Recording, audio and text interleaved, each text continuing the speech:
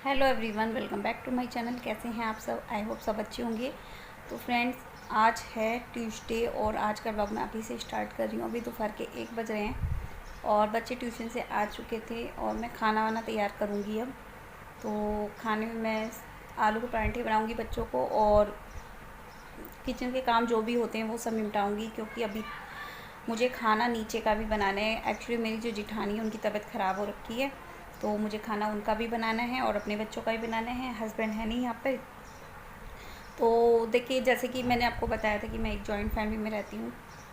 तो joint family में तो ये सब चलता ही रहता है। तो हमारा जॉइंट फैमिली का क्या है कि अगर मेरी कुछ तबीयत ख़राब होती है तो वो कर देती है, और मेरी उनकी कोई तबीयत ख़राब होती है या कुछ भी बात होती है तो वो मेरा कर देती है, मैं उनका कर देती हूँ। तो बस इतना हमारा है।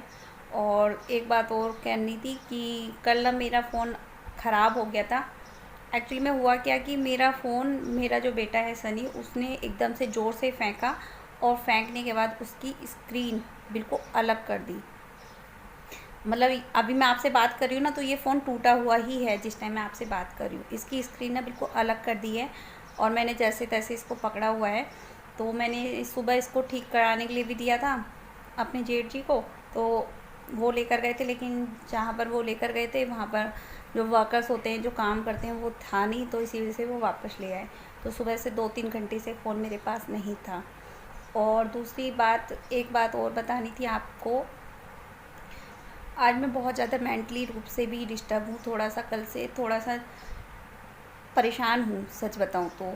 तो बात क्या है, मेरे जो पापा हैं उनकी तबीयत अचानक से बहुत ज़्यादा तबीयत ख़राब हो गई है।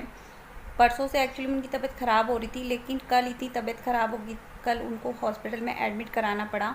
वो हॉस्पिटल में एडमिट हैं, और इस टाइम मैं आपको बताऊँ तो मैं भी मतलब बहुत ज़्यादा डिस्टर्ब हूँ उन्हीं की वजह से।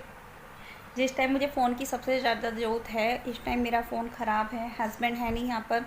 जब भी मुझे हस्बैंड की ज़रूरत होती है वो मेरे पास नहीं होते हैं, मैंने ये चीज़ नोटिस की है। आपको मैं कैसे बताऊँ कि जिस टाइम मेरी मम्मी की डेथ हुई थी, उस टाइम पर मैं अकेली गई थी अपनी मम्मी की डेथ में। मतलब जब मम्मी की डेथ हुई थी, उसका जब मेरे पास खबर आई थी, मैं अकेली गई थी यहाँ से अपनी जिठानी को साथ में लेकर। मेरे हस्बैंड तब भी मेरे साथ में नहीं थे। और आज उससे पहले जब पापा हॉस्पिटल में एडमिट कराना पड़ा था मुझे, यहीं मेरठ में मैंने उन्हें हॉस्पिटल में एडमिट कराया था। 8-10 दिन वो हॉस्पिटल में एडमिट रहे थे। इवन मेरे पास कोई नहीं था उस वक्त भी, ना मेरे हस्बैंड का सपोर्ट था मेरे पास। हस्बैंड नहीं थे, दोनों बच्चे मेरे छोटे थे। और मतलब मेरा जो भाई है छोटा वाला, उसको तो पूछो ही, मैं तो उसने तो आकर भी नहीं झाँका था कि पापा की तबीयत ख़राब है तो मुझे पापा के पास रहना चाहिए या पापा को मेडिसिन दिलानी है, कुछ भी नहीं। कोई मतलब नहीं है उसको। और तब भी मैंने अकेली नहीं सब कुछ मैनेज किया था, सब कुछ मैनेज किया था। लेकिन आज फिर से वही सिचुएशन आ गई है, समझ में नहीं आ रहा मैं कैसे करूँ। आज पापा फिर से हॉस्पिटल में एडमिट हैं और उनकी तबीयत इतनी ख़राब है, उनको सांस लेने में दिक्कत हो रही है, ऑक्सीजन लगी हुई है उनकी। तो मेरा बहुत मन है कि मैं उनके पास जाऊं, लेकिन जाने का समझ में नहीं आ रहा कि कैसे जाऊं, क्योंकि यहाँ नहीं है, वो गाज़ियाबाद हैं हॉस्पिटल में एडमिट।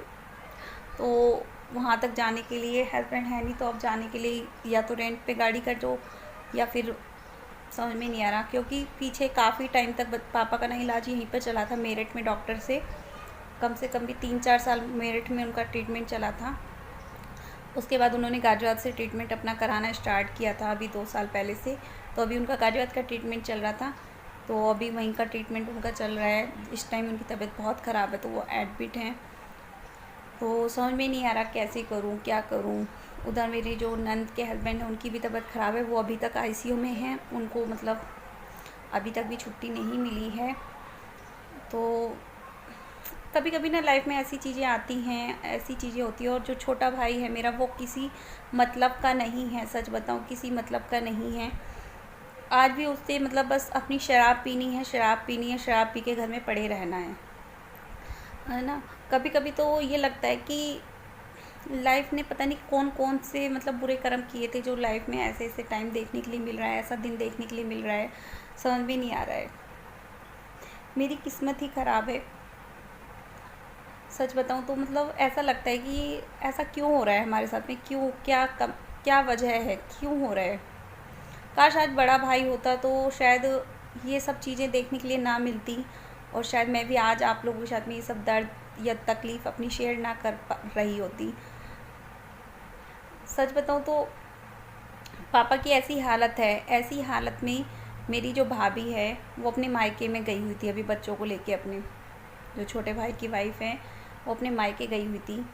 तो कल जैसे ही मुझे पता चला कि पापा की तबीयत बहुत ज़्यादा ख़राब है, तब तक उन्हें हॉस्पिटल नहीं लेकर गए थे।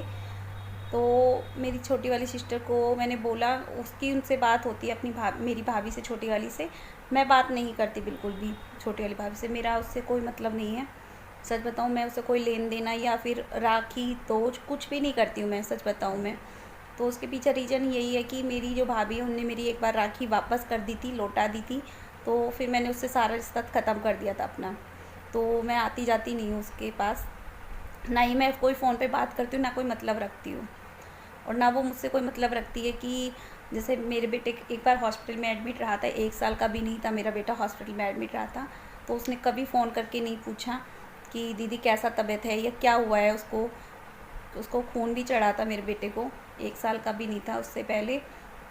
उसके बाद मेरे हस्बैंड को कोरोना हुआ था, कोरोना होने के बाद भी उसका कोई फ़ोन नहीं आया कभी, दीदी कैसी तबीयत है या क्या है, कोई मतलब नहीं है उसे, कोई मतलब एक फ़ोन तक भी मेरे पास नहीं आता है मेरी भाभी का, और भाई का भी कोई फ़ोन वो नहीं आता है।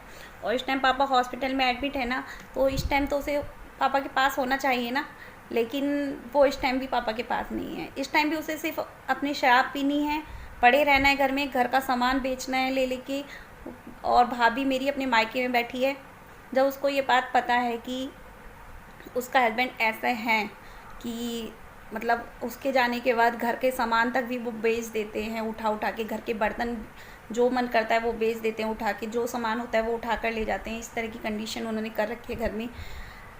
तो वो क्यों छोड़ कर जाती है अपना घर, मुझे ये बताइए, क्यों छोड़ कर जाती है बार बार अपना घर। जितना उसे मायके से मिलेगा नहीं, उससे ज़्यादा तो वो अपना घर में नुकसान करा के बैठ जाएगी। चलिए ये तो बात हो गई दूसरी। और जैसे ही अभी मैंने आपको बताया कि पापा हॉस्पिटल में एडमिट हैं, तो हॉस्पिटल में एडमिट होने से पहले मैंने अपनी छोटी सिस्टर को फ़ोन किया था कि तुम ना उनके पास फ़ोन कर दो कि वो घर वापस आ जाएंगी, और भैया पापा की तबीयत ऐसी हो रही है तो पापा को हॉस्पिटल में एडमिट कराना पड़ेगा, और उसको बोलो कि अपना घर संभाले, आके घर की देख रेख करे अपने आप, क्योंकि पापा के बस के नहीं है, पापा घर पे नहीं रुक सकते, पापा को हॉस्पिटल में एडमिट कराना ही पड़ेगा। तो मेरी भाभी का पता है जवाब क्या होता है मेरी छोटी सिस्टर से, उसका जवाब होता है कि मैं तो अभी मार्केट जा रही हूँ शॉपिंग करने के लिए, और मैं तो बृहस्पतिवार में आऊँगी। ठीक है, तुम बृहस्पतिवार में आओ, कोई इंसान की जान पे पड़ी है या कोई इंसान कहीं किस हालत में है तुम्हें इससे कोई मतलब नहीं है, और तुम आराम से शॉपिंग करो। ठीक है, 5 बजे फ़ोन करने के बाद, हापुड़ से गांव इतनी दूर नहीं है कि आपको 2 घंटे 4 घंटे लगेंगे, 1 घंटे का भी रास्ता नहीं है, आधा घंटे में आप गांव पहुंच जाओगे। लेकिन नहीं, तुम्हें तो अपनी शॉपिंग करनी है, तुम अपनी शॉपिंग करो। ठीक है, आपको आज मैं असली बात बताऊं अपने दिल की एक। अब से कुछ साल पहले जब मेरे पास सिर्फ दोनों बेटियां थीं और मेरी जेठानी थी, तो मैं अपनी दोनों बेटियों को लेके अपने गांव गई हुई थी, अपने मायके, छोटी थी मेरी बच्चियां, उनको लेके मायके गई हुई थी। तो मायके में जब मैं गई हुई थी तो मैं मार्केट में थी उस टाइम पे, जब मेरी सास का मेरे पास फ़ोन आया था। तो उस टाइम पे मेरी जो जेठानी है उनका मिसकैरेज हुआ था शायद। तो मेरी सास का मेरे पास फ़ोन आया था कि मेरी सास घर पे नहीं थी, वो अब देवर के यहाँ पर थी। तो उनका मेरे पास फ़ोन आया था दोपहर में 2 बजे, मार्केट में थी मैं, कि नीतू इस टाइम पे घर पे तेरी बहुत ज़्यादा ज़रूरत है, और ऐसे ऐसे बात हुई है घर में, और घर पे कोई भी नहीं है, तो अभी के अभी घर चली जा अगर हो सकता है तो। मैं घर पर आई, घर पर आकर मैंने मम्मी को, मतलब शॉपिंग मैंने छोड़ दी उसी टाइम पर, और मैं घर आकर मम्मी को बताया सारी बात कि मम्मी ऐसे ऐसी बात है, मैं अभी घर जाऊँगी। तो मेरी ना पापा से झगड़ा भी हो गया था, पापा ने बोला आज रहने दे, कल चली जाइयो, क्योंकि शायद उस टाइम पर उन्हें फाइनेंस रूप से प्रॉब्लम थी थोड़ी सी, कि पैसे वगैरह नहीं थे शायद घर पे। तो उनको ये था कि लड़की जाएगी तो खाली हाथ तो विदा नहीं कर सकते, कुछ तो देने के लिए चाहिए ही। तो इसी वजह से पापा मुझसे थोड़ा सा मना कर रहे थे कि कल चली जाना, आज रहने दे। लेकिन मैंने जिद पकड़ ली कि नहीं पापा आज ही जाऊँगी, क्योंकि घर में मेरी बहुत ज़्यादा ज़रूरत है, क्योंकि हस्बैंड तो मेरे थे नहीं यहाँ पे, वो टूर पे गए हुए थे उस टाइम भी। तो मैं उसी टाइम, आप यकीन नहीं मानोगे, 2 बजे मैं शॉपिंग कर रही थी, 2 बजे मेरी सास का फ़ोन आया था, और शाम को 5 साढ़े 5 बजे मैं मेरठ वापस थी अपने घर उसी टाइम। तो वो टाइम एक ऐसा टाइम था जिस टाइम पे उन्हें मेरी ज़रूरत थी, घर में मेरी ज़रूरत थी, क्योंकि जेठानी के भी 2 बच्चे थे मेरी, और घर में मेरे जेठ जी थे केवल, और मेरे ससुर जी थे। तो देखो, एक औरत ही घर को संभाल सकती है ना, और एक औरत ही घर को बिगाड़ सकती है। तो मैं घर वापस आ गई थी, और आकर मैंने सारा खाना पीना, घर की साफ़ सफाई सब कुछ मैंने अपने आप अकेले निपटाई, दोनों बच्चों को रखते हुए अपने। और हस्बैंड नहीं थे, मैं चाहती तो मैं कह देती मेरे पति तो है नहीं घर पे, तो मैं घर पे आके क्या करूँगी।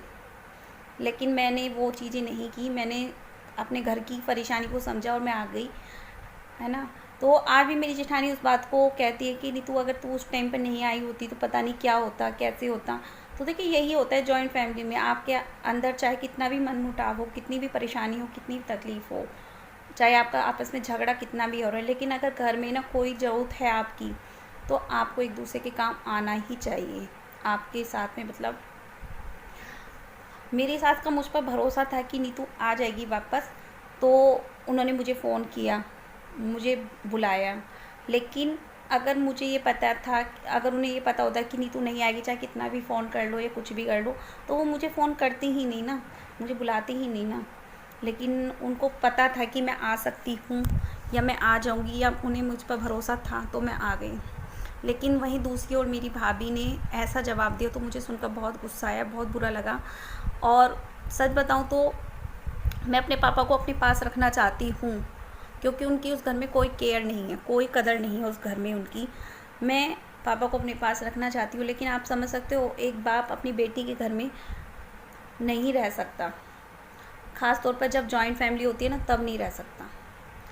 क्यों? क्योंकि समझ सकते हो, अगर मैं अकेली रह रही होती अपने बच्चों के साथ में, तो मैं अपने पापा को अपने पास रख सकती थी हमेशा के लिए।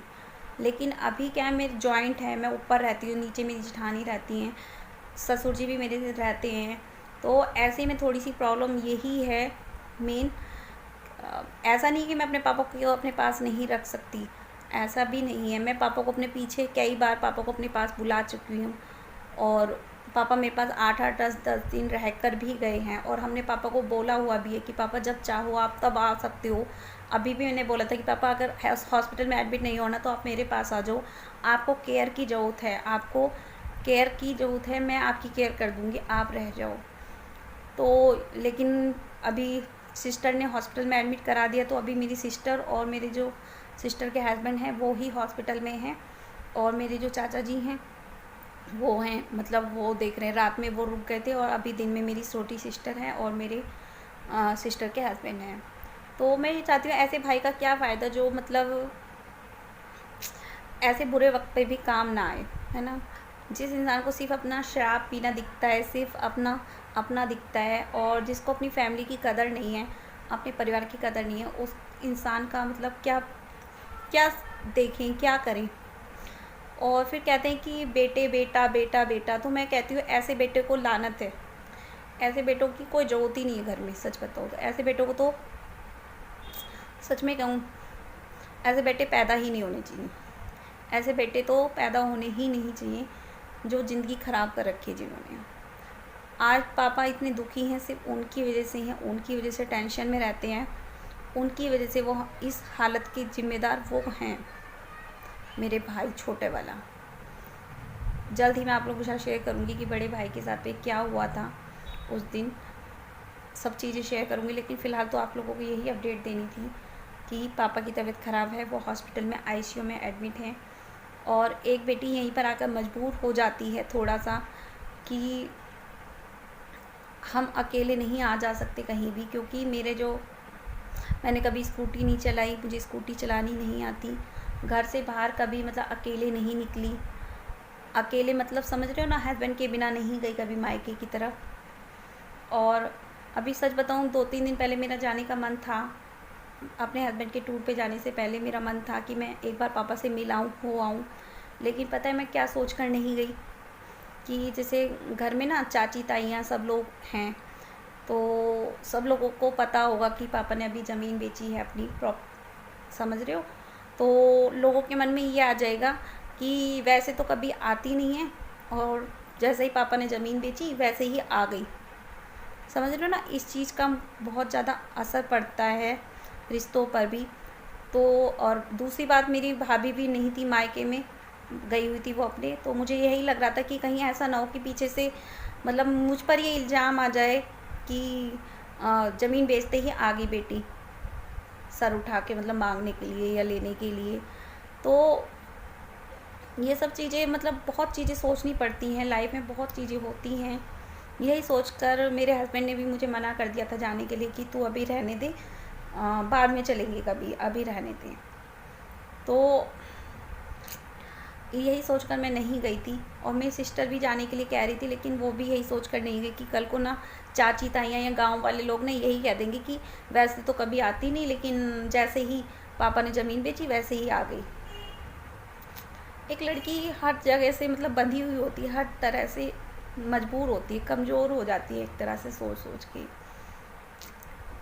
पता नहीं कब जाकर मतलब इस समाज की सोच बदलेगी। क्या लड़कियों का अपने पापा की ज़मीन जायदाद में कोई हक नहीं है? जब मेरे भाई ने या भाभी ने मुझसे सारा रिश्ता ही तोड़ लिया है, सारा रिश्ता ही ख़त्म कर लिया है, तो क्या पापा की प्रॉपर्टी में या ज़मीन जायदाद में या फिर कोई हक नहीं होता है क्या एक बेटी का? जिस दिन से मम्मी गई हैं उस दिन के बाद से लेके आज तक मुझे कोई मतलब नहीं है उस घर से।